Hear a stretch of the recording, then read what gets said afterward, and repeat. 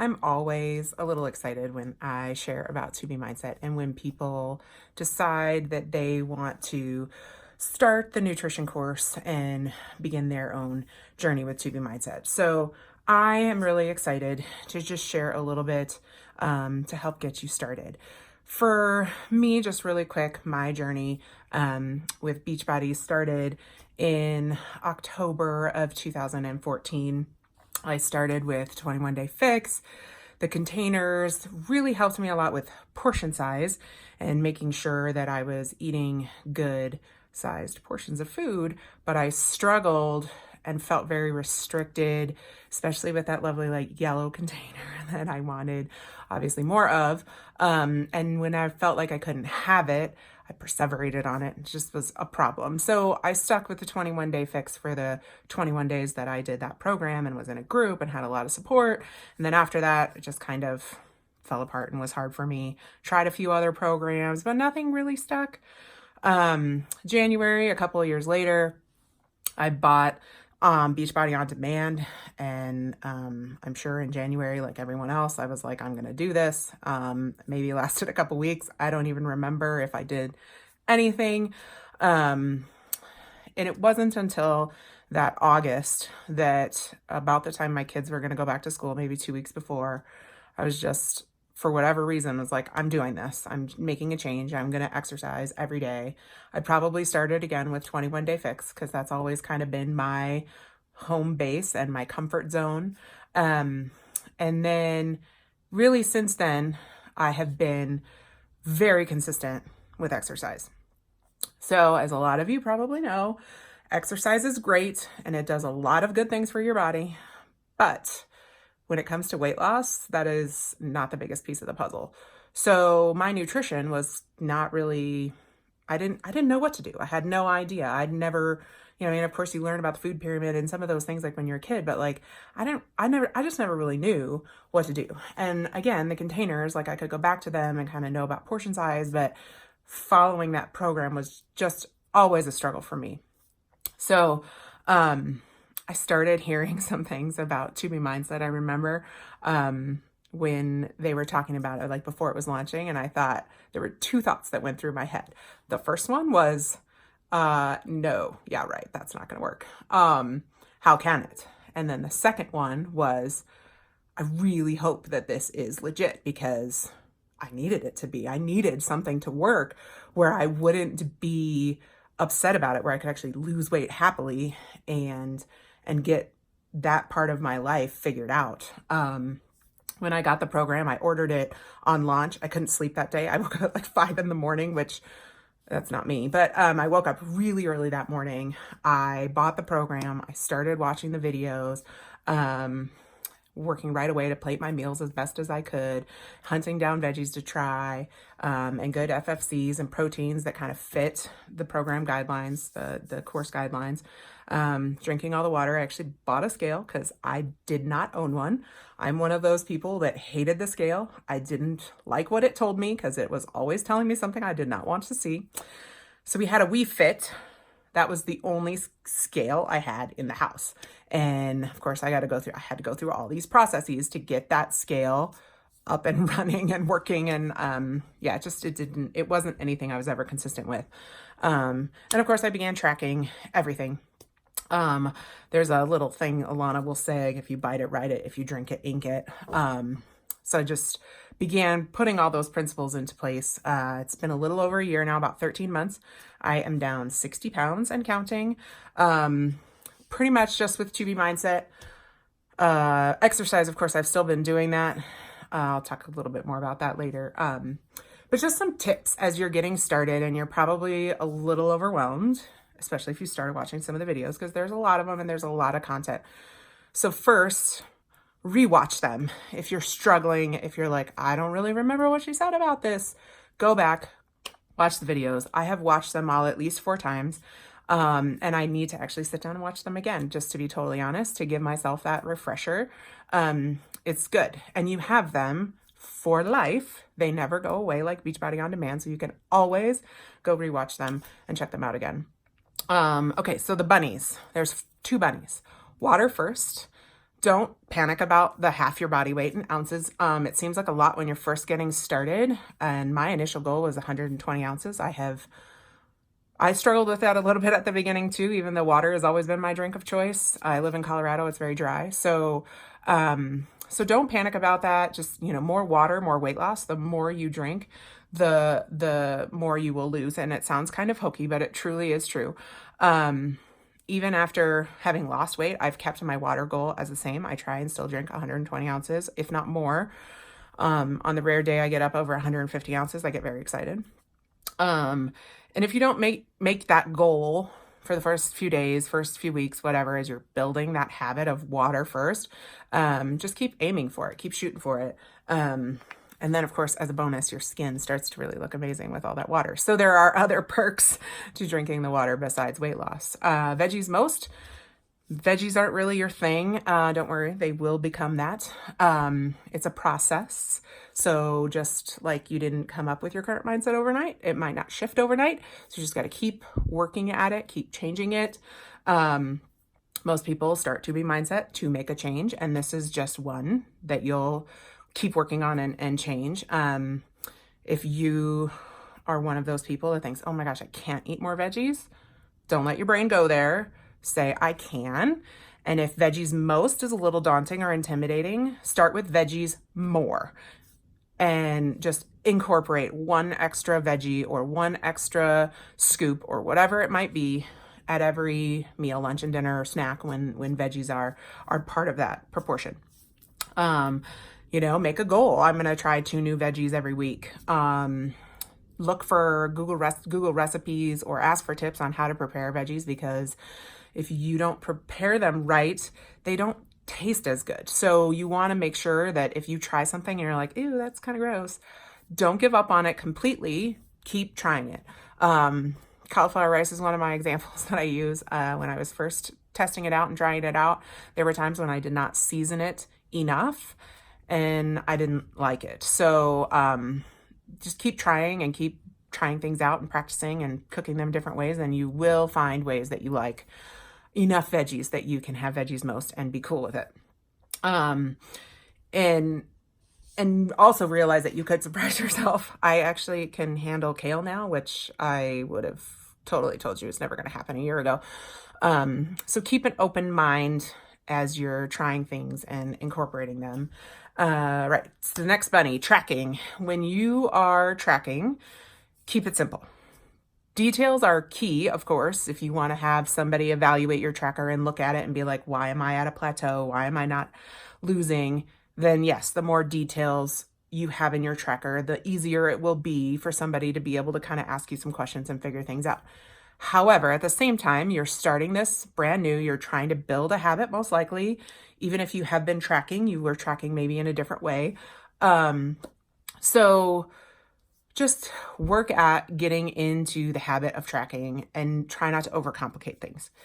It's important to quantify things, especially like treats, certain FFCs, and any food that you may struggle to manage or control. And you will have to know what those are for you. And those are the things that you definitely want to make sure that you're kind of putting a quantity to. Like if I'm having multi-grain chips or like fiber-filled crackers, whatever it is, I am going to legitimately count out how many are in a serving, put them on my plate, and put the box away. And then I know I can write down serving crackers, and I know I just had a serving. I know what that was. I don't need to write down that I had 13 crackers or 9 chips or whatever. But you kind of need to know that. Then if somebody's like, oh, well, how much is a serving of chips? Then you can tell them. Other thing that's good with the tracker when you're in weight loss mode, stick with foods that are easily trackable. Like you can track an apple, you can track an orange or a slice of bread, 2 eggs, things like that. It's a little harder to be like, oh, I just ate grapes. Okay, well, you could have eaten 10 grapes or you could have eaten 30 grapes. And they're both very different. So the more trackable and easily trackable foods are great ones to start with. All right, the scale. That's usually another thing that kind of freaks people out. When I tell people that I have weighed myself every day for over a year, they're kind of like, what? Are you kidding me? The only time I don't track my weight is when I'm on vacation, because I have not bought a travel scale. And when I'm on vacation, like, that's just not where my headspace is going to be. I'm going to enjoy myself. I know exactly how to make the weight come off when I come home, and it's not where my concern is. But important things about the scale. Remember, first and foremost, that the scale is one tool in your weight loss journey. It is not the only tool. A lot of times we want to make it the only tool. And if that one tool isn't telling me what I want to hear, I get mad, I check out. It's an emotional thing. So take pictures. Pictures can be so powerful, even if you are just like seeing in your Facebook memories or something else like that, where you see pictures from before and compare them to a picture from now. Looking at pictures of my face, like, my face is completely different. I have a driver's license that I think I got maybe 6 years ago. I look like a completely different person now. So my birthday present this year is a new driver's license. Measurements are also huge. Take your measurements at the beginning of every new tracker. You can do them once a month. There's apps where you can keep track of things and stuff. I don't obsessively take measurements like I do my weight on the scale, but they're helpful as well, because you will see inches come down, especially depending on the exercise you're doing. But clothes fitting better, that can be a huge one. If everything's a little bit snug and then all of a sudden, oh my word, my pants are fitting better, or, this tank top fits me where it didn't before. There's lots of different ways to see what's happening in your body. And there are times for sure over this last year where the scale is just totally not my friend for a couple of days. Even just one day, it'll like spike up a lot and I'm like, but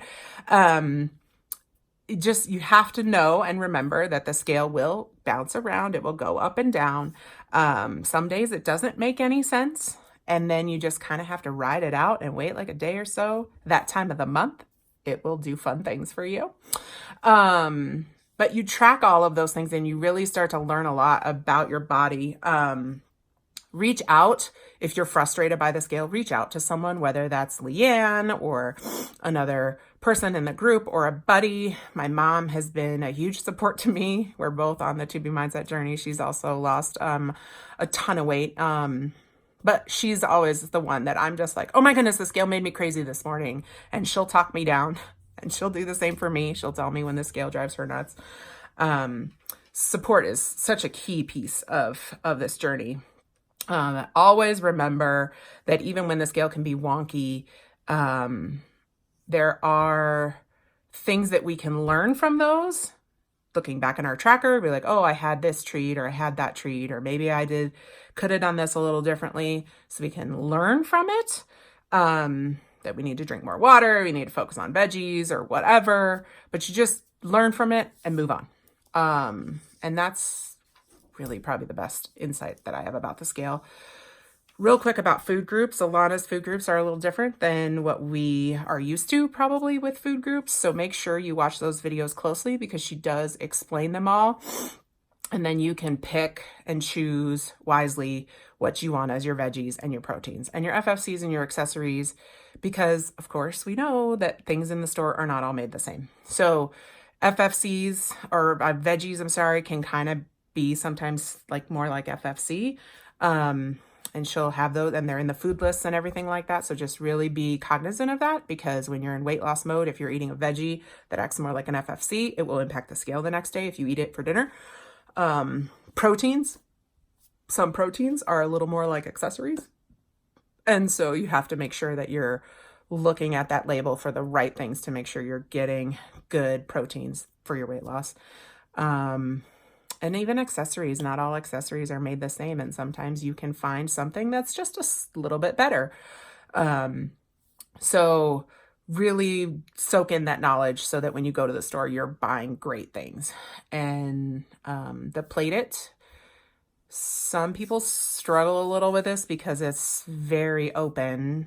As long as you use those proportions, you can plate your food however you would like. And it's not like the 25% protein at lunch is 6 ounces. Like, you get to pick what it's going to be and what that looks like for you. So if you happen to be hungrier after, like, say you eat lunch and you're like, I'm still hungry, one, make sure you watch that More Sure model video. But then two, the next day for lunch, or if you eat something similar for lunch, increase your portion size just a little bit. Stay within that proportionality of what a lunch or what a dinner or what a breakfast is supposed to look like. But the point of this is that the point of the 2B mindset is that you are not hungry after a meal. So if you're feeling consistently hungry after breakfast, then maybe you need to increase your portion size or your plate size and up that game a little bit. So you just kind of have to figure out what that looks like for you.